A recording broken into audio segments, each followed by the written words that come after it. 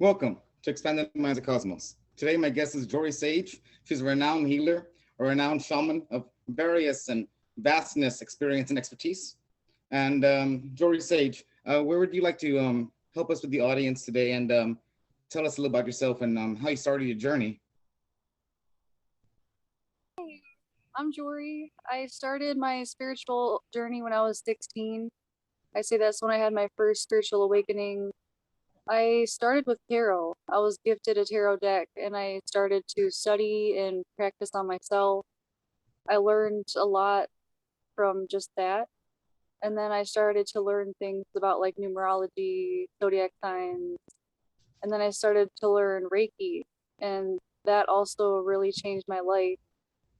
Um, that helped with a lot of shadow work, that helped with a lot of healing, and it helped with just increasing my energy, my raising my vibration. And then I just started studying pretty much anything spiritual. I'm just fascinated with anything esoteric. I love studying, and I'm just learning new things every day. And I'm always open to help people and read for people. Fascinating. Yes, ma'am. So, numerology is a great field within itself. Tarot. So, a little bit about tarot. How do you use your intuition? How does it come to you? This force, this information, this vibration that we can plug into as healers. How did you realize that you can tune into that beloved frequency that's always there around us? You know, like I know right now of all times we're in this time of rumors of war and all these situations going on. You know, and all the more right now, healers and people that can help Reiki, any type of intuitive healing is so imperative and important, you know, and that's why I so much appreciate you. You are a blessing and a saint, and bravo, thank you, thank you. You exceed my expectations. And so, how would you say for someone that feels this calling, so to speak, you know, to heal, help others, how to help guide that intuition within oneself, you know? Yeah. I'd say the first thing is to just quiet the mind because I heard the calling for a while, but I wasn't able to respond to it or even like do what the calling was asking me to do because of societal problems. Those things can get clouded in your head and just your everyday day-to-day life. It's really important to I use Reiki to help clear the energy, but you can use lots of different things like meditation or just going outside for a walk. But I feel like that's just a basic step, and that's what people think that a lot of people think it's very complicated to be on the spiritual journey, but really it's just about existing in the moment and just really just taking everything in. Yes, exactly. Yes, be here now and just absorb the energy. You know, be here now is so important. Be in the present. There's so many answers that are always in the present. You know, because in our Akashic records, in our mindset, in our heart cave, in our heart, the answer is always there. You know, but sometimes some of us need help from another individual. And I always think the best teachers, they're not just a teacher, they're more of a friend, support, and to help the person see the teacher within themselves. They hold up a mirror, so to speak, and you're like, hey, you can do this too. Never give up, always strong, kind of thing.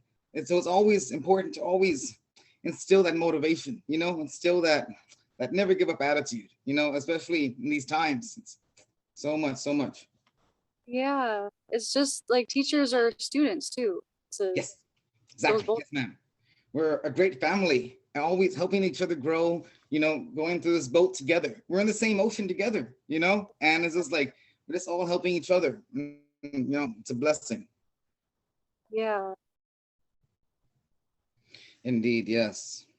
So, any meditation tips and or how to quiet the mind? Like, I think a lot is has to do with breath work and breathing. That and then retain. You know, meditation is very important. Helps the chakras as well. Any information on chakras from your point of view and or you know meditation in that regard, madam?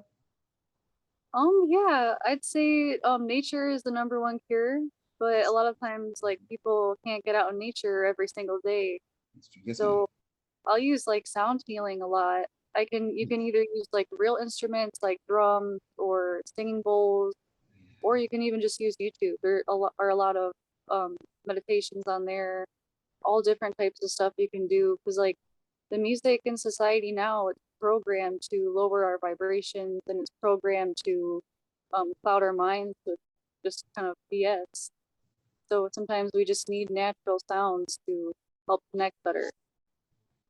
Yes, and that's an amazing in-depth topic of its own. But you are very correct, more so than correct. I believe that in a true healer intuitive night now is more than ever the time to start really using our intuition as to what's going on and certain oppression going on. This is a psychological spiritual warfare going on. Go ahead. Yeah, there's a lot going on. I mean, even in my area, they started to put new chemicals into the water because they were already doing it, but they added a new, I'm not sure exactly, but I'll take a shower, and if I turn the hot water on, and like the steam will get into my eyes and it'll burn my eyes. Right. Yes, ma'am. Wow. Yes. Pretty dangerous. And we think that's normal. Most people think, like, not you and me individually, but we're meant to normalize this. You know, it's normal. Don't question it, kind of thing. But it's, you know, it has a lot to do with pineal gland, the 12 cranial nerves, and the suture, and how the brain. And as healers, we realize our innermost power comes from this mustard seed of light, so to speak, that comes from within. It's a physical, scientific alchemy, so to speak. So, you know, and all of this, they know what they're doing. You know, that's an amazing topic of its own. And I believe all the more this calls for the ones that feel this calling. This is the time to kind of like, I can help others, and I'm going to follow my intuition, and I'm not crazy, and I can feel these vibrations and frequencies. So I like solfeggio frequencies, certain frequencies and megahertz that you know, they really help.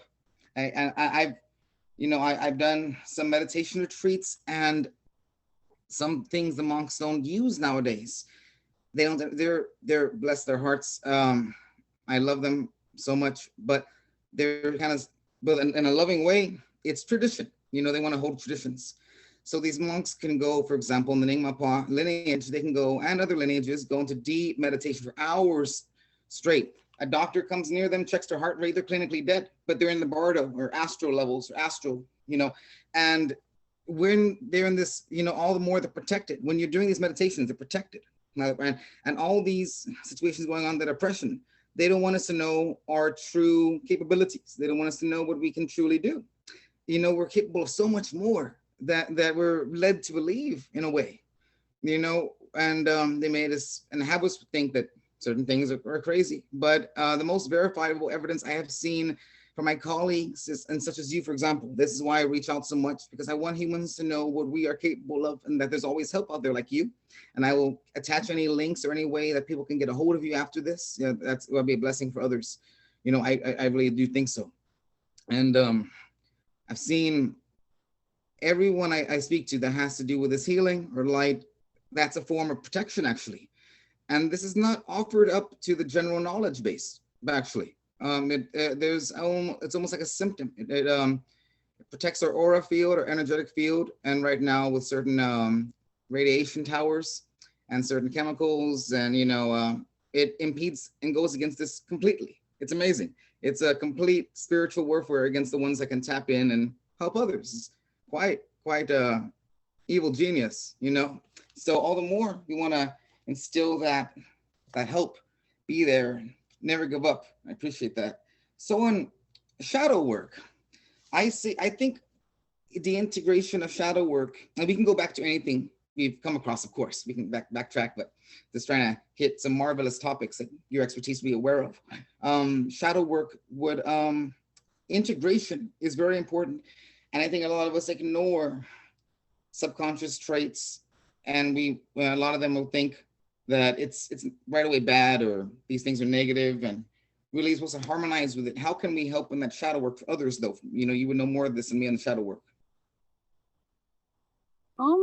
I'm gonna be honest. I did, for my shadow work, I did take some psychedelics, and I do feel that those help tremendously with dealing with your shadow side, Yes, because ma'am. lots of things in your subconscious, so you can literally see it.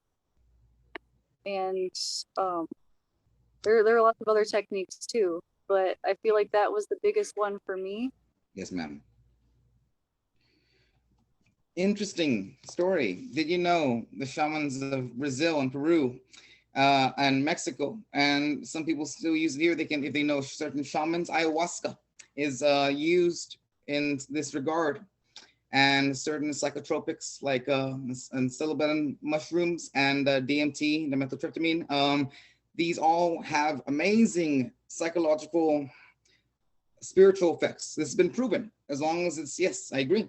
This been, and even shamans, Native Americans, certain monks, they there is history of using them in certain ways, safely, of course, and that's why it's such a touchy subject unless the ones know how they're bringing it up, you know, in a safe conduct manner, which we are correct. I believe, scientifically speaking and methodologically speaking, it's very useful. You know, some shamans use ayahuasca and it's amazing effect. Interesting fact on ayahuasca, it's been reported they can see sound waves. And when people are singing, the tribe's leaders will sing to each other, the air waves come out in different colors, vibrations. They can see the vibrations when they drink ayahuasca, for example. It's so quite fascinating, actually. And it's said to, quote unquote, purge oneself of any negative entities or vibrations. Yes, end quote. Okay, good. So dimethyltryptamine as well. This comes from various chemicals in animals, such as the Colorado river toad.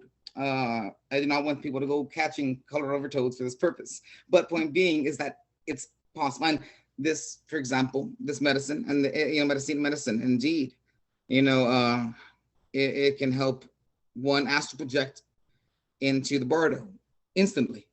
And this has been scientifically proven that there is a consciousness jump during these situations. So, for example, how I mentioned the monks of the Nyingma lineage before, I hold them in high regard. They will take days of patience to enter this deep, deep, deep spiritual trance. I believe this is a quicker, faster route if one knows how to. I think it's instantaneous in a way, so that is highly regarded, as medicine in certain shamanic cultures, actually. Only here in the Western world do we see that regarded highly as like taboo or bad. But now it's coming up, like in Colorado, or certain areas of California. It's getting out there, like the use of mushrooms in a medical way. So it's getting out there. We're not so much stuck in that stigma anymore. That's good. I mean, yeah. I hope that everyone understands the medicinal values of that one day. Yeah, definitely. Yes, ma'am. Yes, indeed. So Reiki. Okay. So what are some pointers on healing or Reiki or healing one's aura field to the best of your understanding? It will really help. Well, a lot of people sometimes, a lot of people are already connected to Reiki energy. I mean, it's a universal life force, but a lot of times we don't realize it, or we can become like disconnected. And so, like with the Reiki, I'll usually start by attuning the student, and that like opens you up to all of the symbols and the Reiki energy. And then from there, you learn to first heal yourself, because it takes a lot of shadow work before you can start to heal other people. And yeah, so then you do level 1, and then you do level 2 where you can start to heal other people and animals. And then level 3 is where you're a Reiki master, and then you can teach and attune others. I would think, since we all have some type of electromagnetic field, this aura that connects us all and binds us all, someone call it God, Holy Spirit, the universe, all are correct.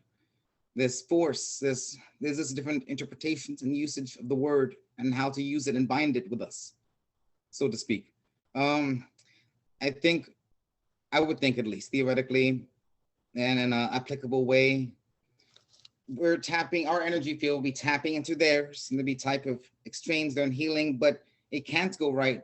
So true, without shadow work, because that could kind of like, you have to work on ourselves first, so to speak, before we can help others. And that goes more truer than ever in that saying, because if we can actually, some of us, we need to focus on ourselves first. And we have that, like, I really want to help. And it's like, we feel it, but like, there's a lot of trauma and shadow work that needs to be done, You know, trauma will keep on resurfacing. Yes, indeed. You know, if we're not careful, you know, that Yeah, and every we'll always be doing shadow work too. yes, exactly. To keep on harmonizing that, because it's important to keep that balance. Oh yes, indeed. We need to. Oh yes. Oh yes.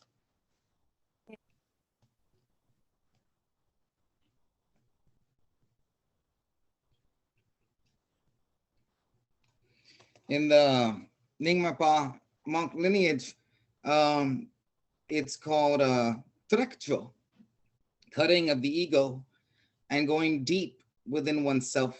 And they immerse themselves in shadow work, actually. And it's actually been around for a long time under different languages, names. So today, I think it's very wise for people to do shadow work because this is needed for our souls to integrate all those parts of us. Yeah. And if we don't do the shadow work, it becomes, it just takes over and then it becomes unconscious and it's like it can rule your whole life. Yes, ma'am. Yes, ma'am. Take over. Can you elaborate a little more? Yeah. A lot of times, like your biggest fears or trauma, they can stay stored either in your body or in your mind. And if it's still there, you can either like think about it a lot and start to attract it again, or just these fears can like creep into your mind and just completely change how you view the whole world. Exactly. Yes, ma'am. You know, some would call this, okay, this sounds very similar. Okay, yes. To karmic based habits and karma that will keep on and as well keep popping up. The same problem will keep resurfacing over and over and over, no matter what, you know, it will keep permeating, it'll keep showing up. No matter what, we can try to hide it. We can try to Yeah. stuff it down. It won't work in the long run. It will not work. It will always, yes, indeed. You said it better than I did.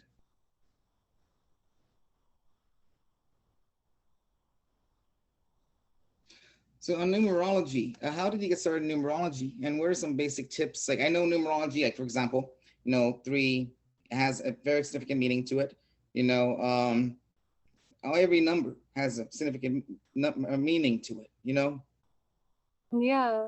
Like I know the universe is built on like the numbers 3, 6, and 9. Those are Yes. really, but actually when I started studying, see, people usually start studying the zodiac signs and they identify as a zodiac sign, but I started doing it with numerology, um, or it's called your life path number. And that seems to be more accurate than zodiac signs. This is where you take the day you were born, the month you were born, and the year you were born, and you add it all up into one number. And it's supposed to be very accurate. Like I can sometimes I'm better at guessing people's life path numbers than I am at their zodiac sign.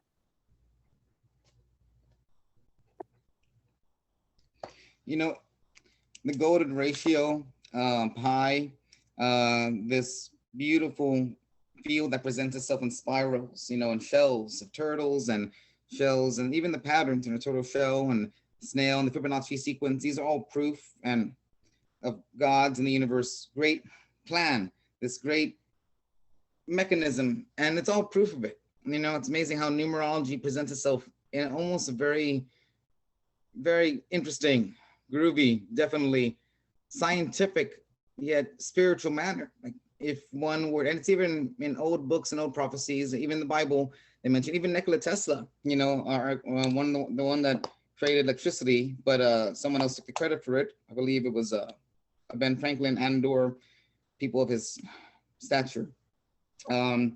But even he said, quote unquote, all knowledge comes from some source. I have not yet been able to penetrate this source, but I know its existence, end quote. And he has well stated that basically all the universe had to do with vibration, frequency, you know, light, you know, and one would have to think in these manners of vibration and frequency, you know, and to get to the core of it.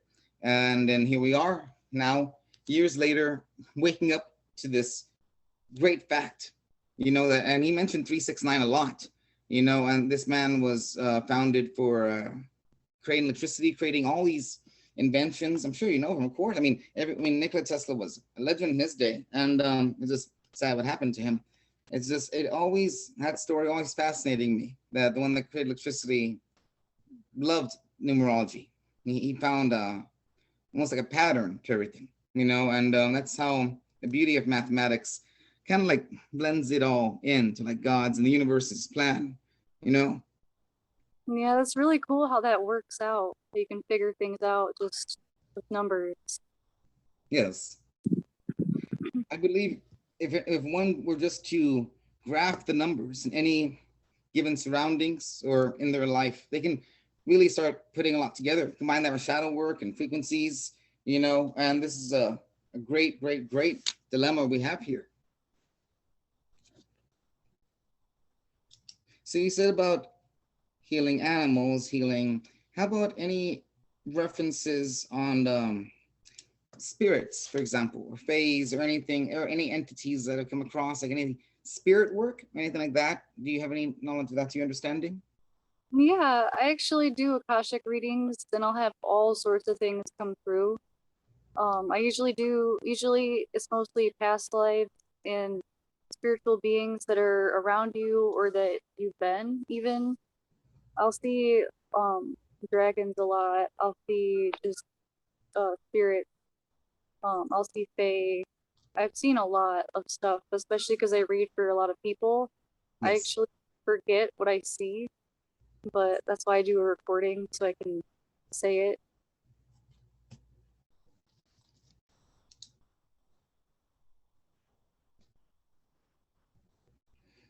Another huge interest of mine is the study of cryptozoology. I believe everything's connected somehow, in all of it somehow. The oppression, extraterrestrials, my field, of course, spirituality, meditation.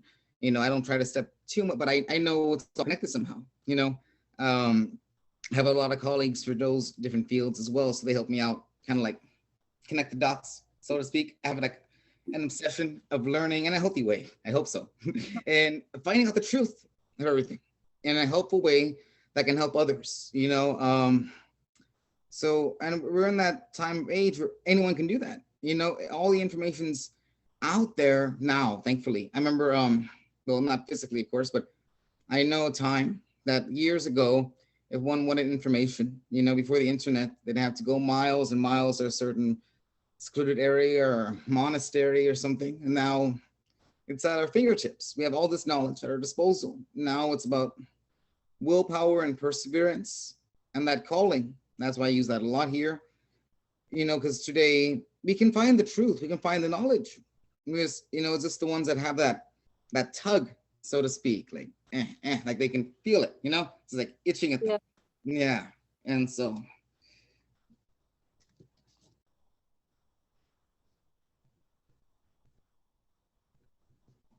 Do you have any type of motivational message and or anything you want to tell the audience from your point of view? Like I said earlier, there is a lot of spiritual warfare going on right now, and it seems to be getting stronger. I've seen a lot of like entities and stuff attacking people. So just be really cautious right now. There are also people doing a lot of getting a lot of spiritual attacks. So just keep yourself protected right now. Very wise, yes, ma'am. And that's very true right now. I don't. I think people are waking up to it. It's just and it's a blessing to see. Years ago, that was never back then.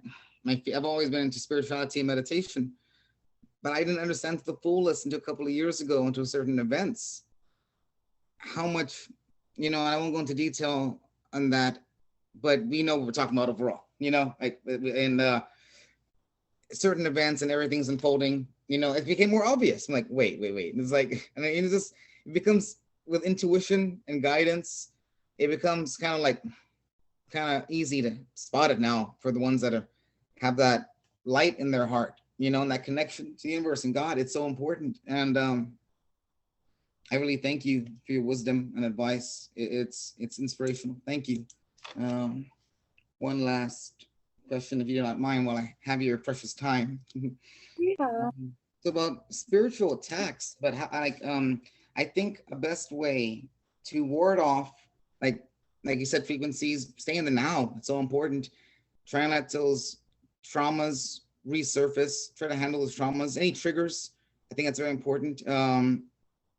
Finding calmness in conflict anytime, I think that's a very important concept in general. Just, I think anytime something spiritual or physical tests someone, that's a perfect opportunity actually to be self-aware of this, of the situation, and use that awareness. You know, awareness is very important. You know, awareness is especially important. Yeah, definitely.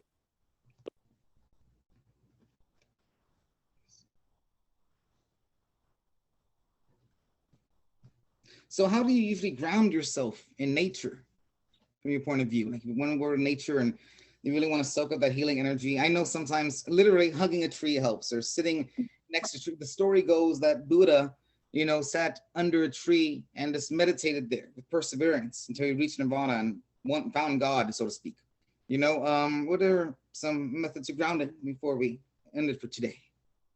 Well, I'm actually sitting under a tree right now. Yes, ma'am.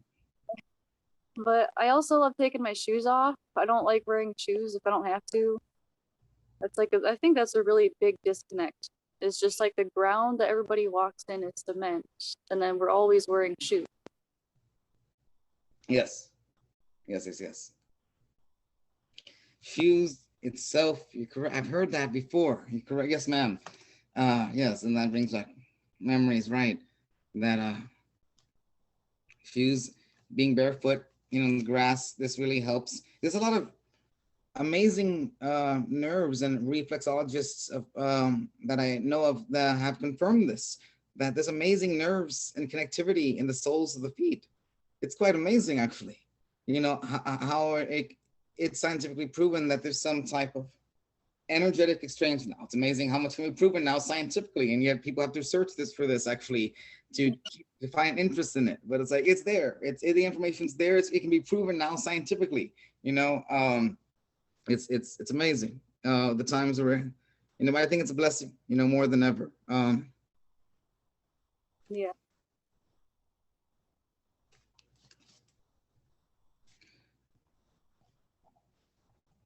Okay, well, that'll be it for today, Jorie Sage. I Okay. really appreciate your time.